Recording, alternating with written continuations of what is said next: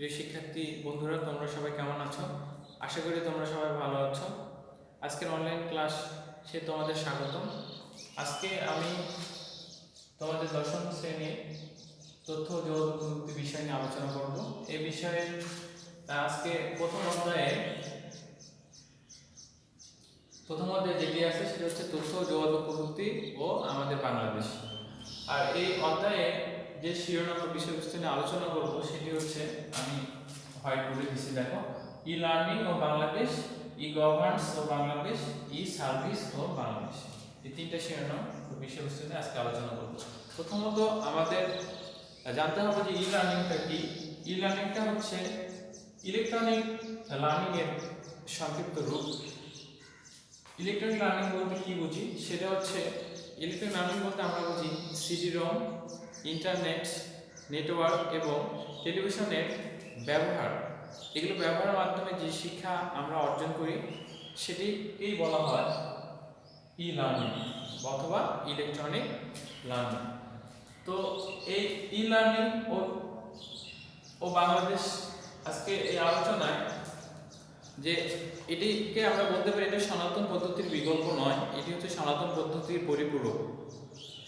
যেমন আমরা আগে যে কয়েক বছর আগে যে প্র্যাকটিক্যালগুলো আমরা প্রতিষ্ঠানে করতাম, তো এই প্র্যাকটিক্যালগুলো করার সময় সাপোজ ধরো তোমাদের বিজ্ঞান ক্লাস হচ্ছে বা বিজ্ঞান ক্লাসে কোনো প্র্যাকটিক্যাল করার প্রয়োজন হচ্ছে, চন্দ্রগ্রহণ বা সূর্যগ্রহণ বা কোনো কিছুর প্রয়োজন তোমরা ফিল করতেছো, এটা তোমাদের প্র্যাকটিক্যালি ভাবে কোনো ঝামেলায় পড়তে হতো বা ভালোভাবে করতে পারতে না। কিন্তু বর্তমানে আমরা এই ইলেকট্রনিক ডিভাইসগুলো ব্যবহার করার মাধ্যমে অনলাইন ভিত্তিক এগুলো কিন্তু খুব সহজেই আমরা এগুলোকে উপস্থাপন করতে পারি এবং তোমরা সহজেই এটি শিখতে পারো।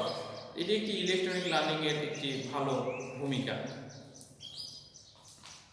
তারপরে আমরা হচ্ছে যে ক্লাসগুলো হয়, ক্লাসে দেখা যাচ্ছে যে অনেক ছাত্রছাত্রী থাকে, বুঝতে সমস্যা হয় বা একটা পরিবেশ ঠিকমতো পাওয়া যায় না।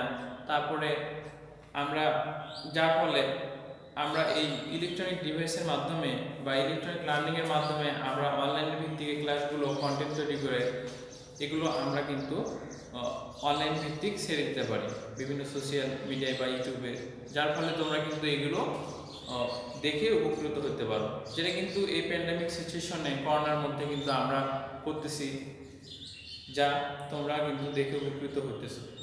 এবং এই অনলাইন ক্লাস ভিডিওর মাধ্যমে আমরা অনেক সময় একটা ক্লাসই অনেক প্রতিষ্ঠানে কিন্তু আমরা এটি কিন্তু সরবরাহ করতে পারি, যার মাধ্যমে সবাই কিন্তু এটি অনলাইন মাধ্যমে ক্লাসগুলো করতে পারে। এরপরে বিভিন্ন কোর্স আমরা করি, এই অনলাইন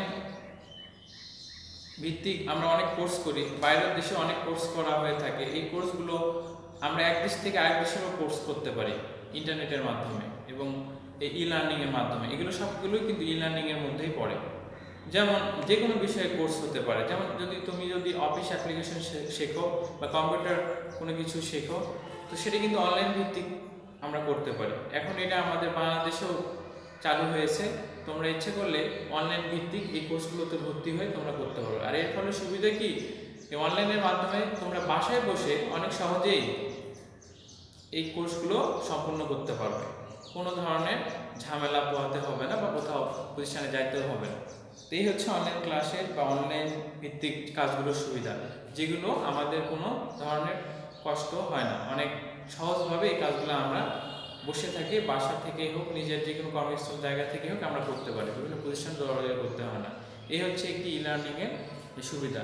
আজকে আমরা এই ই লার্নিংয়ের পর্যন্ত গুরুত্ব সম্পর্কে আলোচনা করতেছি, সামনে আরও আলোচনা করব কিছু। তো এরপরে এই কাজগুলো করার জন্য আমাদের সরকার অনেক পদক্ষেপ নিয়েছেন, ইতিপূর্বে আরও সামনের দিকে পদক্ষেপ নেবেন আমরা আশা করি। আর যার মাধ্যমে এই সাইটগুলো উন্নতি করার ফলে আমরা আরও আমাদের শিক্ষাক্ষেত্রে উন্নতির দিকে আমরা সামনের দিকে অগ্রসর হব। তো এরপরে আমরা আলোচনা করব ই গভর্নেন্স ও বাংলাদেশ। আমরা ই লার্নিং ও বাংলাদেশে আলোচনাটি অলরেডি করে ফেলছি, তো এখন ই গভর্নেন্স ও বাংলাদেশটি আলোচনা করব। ই গভর্নেন্স ও বাংলাদেশে আমরা বলতে বুঝি গুড গভর্নেন্স। গুড গভর্নেন্স বলতে সুশাসন, গুড গভর্নেন্স বা সুশাসনের জন্য দরকার স্বচ্ছতা ও জবাবদিহিতামূলক ব্যবস্থা। আর এটা কিভাবে হতে পারে সেটা আমরা এখন জানবো। এটি হচ্ছে, তোমরা মনে করো যে কোনো একটা রেজাল্ট পরীক্ষার, যেটা আগে আমাদের কি হতো, এই রেজাল্টটা জানার জন্য আমাদেরকে অনেক দেরি করতে হতো। তো আগে আমরা দেখছি সাধারণত যে রেজাল্টটা পাবলিশড হইতো সেটা আমরা এক সপ্তাহেও জানতে পারতাম না। দেখা যাচ্ছে যে অনেকে অনেক দিন পর, এক সপ্তাহ পর, আরও 10-12 দিন পরে জানতে পারতো যে তার রেজাল্টটা কি, খুব সহজে জানতে পারতো না। কিন্তু এখন এই ইন্টারনেটের মাধ্যমে, ই লার্নিংয়ের মাধ্যমে, অনলাইনের মাধ্যমে আমরা খুব সহজেই মেসেজের মাধ্যমে অথবা ইন্টারনেটে আমাদের রোল, রেজিস্ট্রেশন নাম্বার এগুলো সার্চ করে আমরা যখন রেজাল্টটা পাবলিশ হচ্ছে তার কয়েক মিনিটের মধ্যে বা তাৎক্ষণিকভাবে তখনই আমরা কিন্তু এই রেজাল্টটা আমরা সংগ্রহ করতে পারতেছি। এটা আমাদের জন্য কিন্তু অনেক একটা ভালো দিক, যেটা কিন্তু আমাদের সম্ভব করেছে এই ই লার্নিং ব্যবস্থাটি। তো এরপরে আমরা যদি আলোচনা করি যে কোথাও ভর্তি হওয়ার ক্ষেত্রে, অ্যাডমিট হওয়ার ক্ষেত্রে আমাদের আগে কিন্তু অনেক ঝামেলা পোহাতে হতো, অনেক কিছু জমা দিতে হতো, দৌড়াদৌড়ি করতে হতো প্রতিষ্ঠানে, বা এখান থেকে যদি আমরা দূরে কোথাও ভর্তি হই, চট্টগ্রাম বা সিলেট বা ঢাকা দূরে, তখন আমাদের ওখানে যাইতে হতো, অনেক কার্যক্রম করতে হতো। কিন্তু অনলাইনের মাধ্যমে, ই লার্নিংয়ের মাধ্যমে আমরা খুব সহজেই নিজের এলাকায় থেকেই আমরা কম্পিউটারের মাধ্যমে, এই ই লার্নিংয়ের মাধ্যমে আমরা সহজেই অনলাইনে অ্যাপ্লিকেশনগুলো করতে পারি, যেগুলো আমাদের যাইতে হয় না। আমরা এর মাধ্যমে অনেক কষ্ট থেকে, দুর্দশা থেকে আমরা কিন্তু রক্ষা পাই এবং অর্থনৈতিকভাবেও কিন্তু আমরা অনেক উপকৃত হই, অর্থ অনেক কম খরচ হয়। এটি সম্ভব হয়েছে এই ই লার্নিংয়ের ফলে।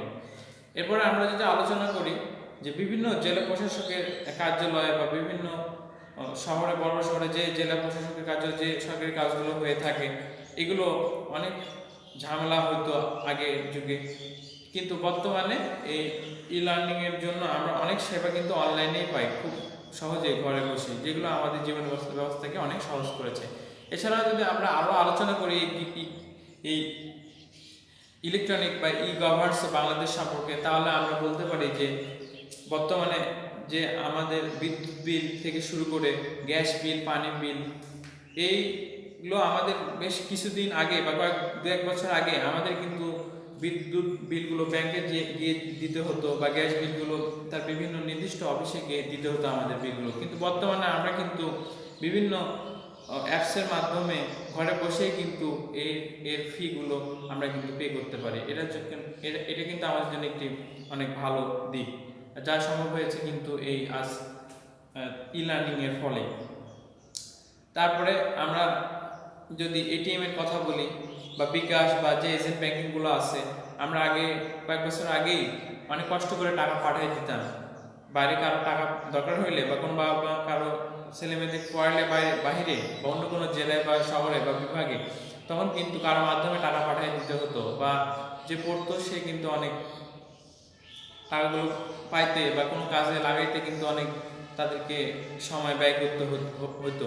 তো কিন্তু বর্তমানে আমরা এই এটিএম বা বিকাশ বা বিভিন্ন এজেন্ট ব্যাংকিংগুলো, ডাচ বাংলা, রকেট, এগুলোর মাধ্যমে খুব সহজেই নিজ এলাকা থেকেই নিমেষে আমরা কিন্তু টাকা পাঠিয়ে দিতে পারি।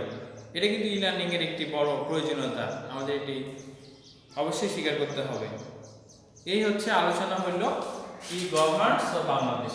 এটি ই গভর্নেন্স অফ বাংলাদেশে ই লার্নিংয়ের যে প্রয়োজনীয়তা বা ভূমিকা কীভাবে কাজ করে সেটা সম্পর্কে আমরা জানতে পারলাম, এবং এর গুরুত্বটাও কিন্তু আমরা জানতে পারতেছি। তো এরপরে আলোচনা হবে ই সার্ভিস ও বাংলাদেশ। ইলেকট্রনিক সার্ভিসটা আমরা কীভাবে পাচ্ছি বাংলাদেশে, সেই আলোচনা হবে। তো এই ইলেকট্রনিক সার্ভিসের ও বাংলাদেশের যে আলোচনাতে আমরা 5টা পয়েন্ট এখানে লক্ষ্য করতে পারতেছি। প্রথমে দেওয়া আছে ই পুঁজি, তারপরে ইলেকট্রনিক মানি ট্রান্সফার সিস্টেম, এরপরে ই পর্চা সেবা, এরপরে আছে ই স্বাস্থ্য সেবা, এবং শেষে রেলওয়ের ই টিকিটিং ও মোবাইল টিকিটিং। প্রথমে আলোচনা করি ই সার্ভিস অফ বাংলাদেশে ই পুঁজি সম্পর্কে। ই সার্ভিস অফ বাংলাদেশে ই পুঁজিতে যেটা আমরা আলোচনা করব সেটা হচ্ছে যে ই পুঁজি বলতে আমরা বুঝি আখের চাষ করার জন্য যে বিষয়টা, আর যে সমস্ত চাষিরা চাষ করে। আর প্রথমে বলে নিই আরেকটা বিষয়, ই পুঁজি হচ্ছে এই ই সার্ভিসে অনলাইন ভিত্তিক একটি প্রথম সারির দিকে একটি প্ল্যাটফর্ম ই পুঁজি, এটি একটি মাধ্যম। এর মাধ্যমে দেশে 15টির মতো আখ মিল আছে এবং এই আখ মিলে যে সমস্ত চাষিরা আখ সরবরাহ করে ই পুঁজির মাধ্যমে তাদেরকে মেসেজ দেওয়া হয় তারা কখন বা কোন মুহূর্তে এই আখটি তাদের মিলে সরবরাহ তাদের সন্নিকটে মিলে সরবরাহ করবে তাদের এই আখটি, এবং এটি সম্ভব করা হয়েছে এই ই পুঁজির মাধ্যমে। আর যার ফলে তারা সুসময়ে তারা এই আখটি মিলে সরবরাহ করতে পারে এবং তারা তাদের সময়টাকে অনেক কাজে লাগাইতে পারে এবং তারা অনেকভাবে লাভবান হয় এই ই পুঁজিটা ব্যবহার করার মাধ্যমে। তো এটি তাদের কিন্তু নির্দিষ্ট সময়ে অফিস থেকে জানাই দেওয়া হয় মেসেজের মাধ্যমে এবং সেই সময় মোতাবেক তারা কিন্তু তাদের কাছে পৌঁছে যায় নিজের ফোনে এবং তারা এইভাবে এটি সরবরাহ করে মিলে। এরপরে আলোচনা করব ইলেকট্রনিক মানি ট্রান্সফার সিস্টেম, যেটাকে বলা হচ্ছে সংক্ষিপ্ত রূপ ইএমটিএস। ইতে ইলেকট্রনিক, এমতে হচ্ছে মানি, টিতে হচ্ছে ট্রান্সফার, এসতে হচ্ছে সিস্টেম। সিস্টেম মানে হচ্ছে পদ্ধতি, ট্রান্সফার মানে হচ্ছে সরবরাহ করা, আর মানি তো মানে হচ্ছে জানো টাকা বা অর্থ।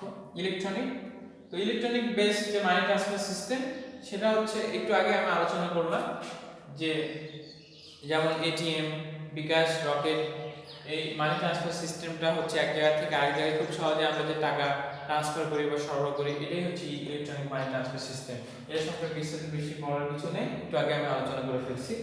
তো এরপরে তৃতীয়ত যেটা আছে সেটা হচ্ছে ই পর্চা বা সেবা।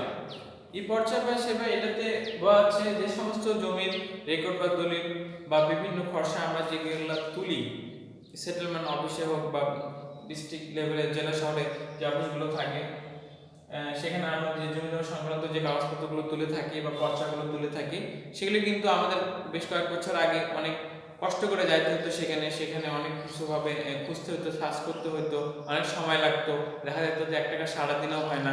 কিন্তু এই ই পর্চার সেবার কারণে, ইলেকট্রনিক পর্চার সেবার কারণে আমরা খুব সহজেই অনলাইনের মাধ্যমে এই দলিল বা এই খসড়া বা নকল কাগজগুলো বা পর্চাগুলো আমরা খুব সহজেই কিন্তু সংগ্রহ করতে পারি। এটি কিন্তু আমার জন্য একটি বেশ বড় ভূমিকা রেখেছে। এই হচ্ছে ই পর্চা ও সেবা। এরপরে আমরা আলোচনা করব ই স্বাস্থ্য সেবা।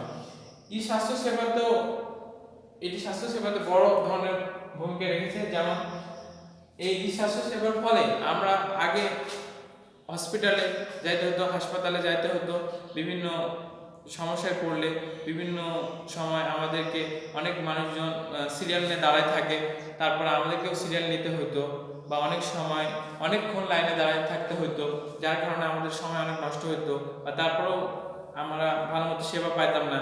কিন্তু এই স্বাস্থ্য সেবার পরে আমরা ঘরে বসে যে কোনো গুরুত্বপূর্ণ একটি তথ্যের জন্য আমরা সহজেই কিছু নির্দিষ্ট ডায়াল নাম্বার থাকে বিভিন্ন সরকারি আশেপাশে স্বাস্থ্য কমপ্লেক্সের বা হাসপাতালে, সেই ডায়াল নাম্বারে আমরা কল করে খুব সহজেই ডাক্তারের পরামর্শ নিতে পারি যে কোনো বিষয়ে রোগের ক্ষেত্রে। তো এটি একটি স্বাস্থ্য সেবার বড় ভূমিকা। তারপর আমরা যদি লক্ষ্য করি ওই বিভিন্ন হসপিটালে বা অ্যাম্বুলেন্সের নাম্বার থাকে, এই নাম্বারে কল করে সঙ্গে সঙ্গে আমরা যে কোনো ধরনের আমরা সুবিধা নিতে পারি। তো এটি একটি হচ্ছে স্বাস্থ্য সেবার বড় ধরনের প্রয়োজনীয়তা যেটা আমরা মনে করি। এর ফলে আমাদের আগের থেকে এখন অনেক যে কোনো কাজে আমাদের অনেক সুবিধা হয়েছে। এই হচ্ছে ই স্বাস্থ্য সেবা। এরপরে আমরা আলোচনা করতেছি রেলওয়ের ই টিকিটিং ও মোবাইল টিকিটিং। এটিও একটি বড় ধরনের অবদান রাখছে আমাদের এই আধুনিক যুগে। রেলওয়ের ই টিকিটিং ও মোবাইল টিকিটিং সাধারণত এটি বলতে আমরা বুঝতেছি অনলাইনের মাধ্যমে টিকিট কাটা, এটাকে বলা হচ্ছে ই টিকিটিং বা ই সেবা অথবা মোবাইল টিকিটিং।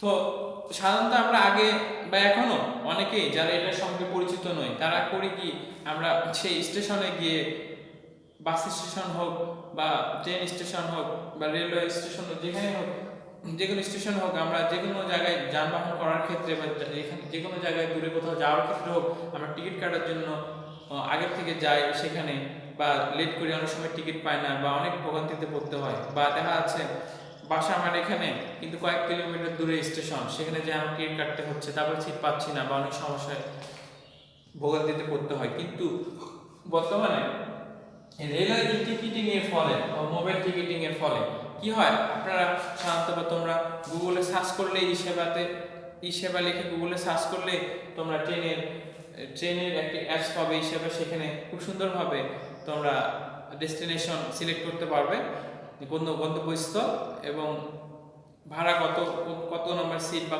কোনটা কিভাবে কি কত নম্বর সিট বা কোন বগি কি সব কিছু সুন্দরভাবে তোমরা সেখানে দিতে পারবে এবং অনলাইনের মাধ্যমে তোমরা টাকা এখানে পে করতে পারবে। বিকাশ বা ডাচ বাংলা, রকেট বা বিভিন্ন ব্যাংকিং কার্ডের মাধ্যমে তোমরা এখানে টাকাগুলো বা ফিগুলো পে করতে পারবে, বাসায় বসে থেকে সেই টিকিট কাটতে পারবে। এটি একটি বড় অবদান রাখছে এই আধুনিক যুগে এবং আমাদের সময় আগে অনেক নষ্ট হতো, সেই সময়টা এখন আর নষ্ট হয় না। খুব সহজে আমরা বাসায় বসে থেকেই আমরা টিকিটিং বা এই সেবাটি গ্রহণ করতে পারতেছি এবং অনেক সুবিধা অর্জন করতে পারতেছি। তো এই হচ্ছে আজকের ওভারঅল আলোচনা ই লার্নিং সম্পর্কে। আমরা আলোচনা করলাম আজকে ই লার্নিং ও বাংলাদেশ, তারপর হচ্ছে ই সার্ভিস ও বাংলাদেশ, আজকে আলোচনা করলাম ই লার্নিং ও বাংলাদেশ, ই গভর্নেন্স ও বাংলাদেশ, ই সার্ভিস ও বাংলাদেশ এবং ই সার্ভিস বাংলাদেশের ই পুঁজি, ইলেকট্রনিক মানি ট্রান্সফার সিস্টেম, ই পর্চা, ই স্বাস্থ্যসেবা এবং রেলওয়ে, ই টিকিটিং ও মোবাইল টিকিটিং। আশা করছি এই ক্লাসটি তোমাদের অনেক উপকার করবে এবং পাশাপাশি আমার ক্লাসটি দেখার পাশাপাশি এ থেকে যতটুকু শিখতে পারতেছো এগুলো তোমাদের হেল্প করবে। এর পাশাপাশি বই থেকেও তোমরা এই বিষয়টা অনেক বিস্তারিত পড়বে, যেটা তোমাদের অনেক হেল্প করবে। আজকের মতো আমি এখানে ক্লাস শেষ করতেছি। সামনের ক্লাসে আমি অন্য কোনো বিষয় বা শিরোনাম নিয়ে আলোচনা করব। তো তোমাদের সুস্বাস্থ্য কামনা করে আজকের মতো আমি এখানে ক্লাস শেষ করতেছি। আল্লাহ হাফেজ।